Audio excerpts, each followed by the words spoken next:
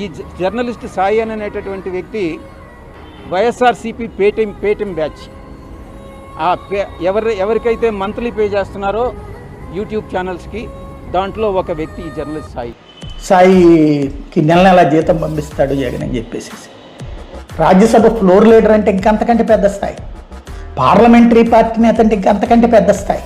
ఆ స్థాయిలో ఉన్నప్పుడు ఆ స్థాయి హుందాతనం కాపాడుకుంటే బెటర్. విజయసాయి రెడ్డి గారు, నా కారు లోన్ డీటెయిల్స్ ఇస్తాను, పర్సనల్ లోన్ డీటెయిల్స్ ఇస్తాను,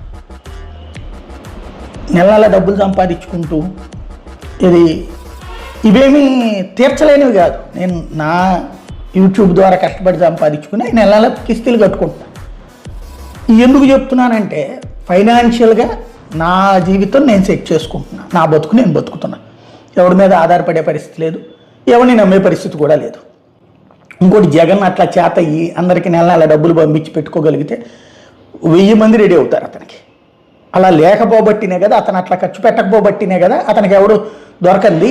అతని దగ్గర ఇప్పుడు వైసీపీకి సంబంధించిన వాళ్ళ ప్రెస్ మీట్లు ఇవి కాకుండా బయట నుంచి వచ్చేటటువంటిది 2-3 పాజిటివ్గా మాట్లాడతారు కాదు, ఆ జరుగుతున్న వాటిని ఫ్రాంక్గా మాట్లాడేది అతనికి పాజిటివ్ అవుతుంది. ఆ పాజిటివ్నెస్నే అమ్ముడుపోయారు అన్నటువంటిది వాళ్ళ మీద ముద్రేయడం ద్వారా ఆయన చేస్తాడన్నటువంటి కోణాన్ని మీరే చెప్తున్నారు. అది మీ విచక్షణకు వదిలేస్తా. ఎందుకంటే పెద్దవాళ్ళని దూషించేటటువంటి మనస్తత్వం నాకు లేదు.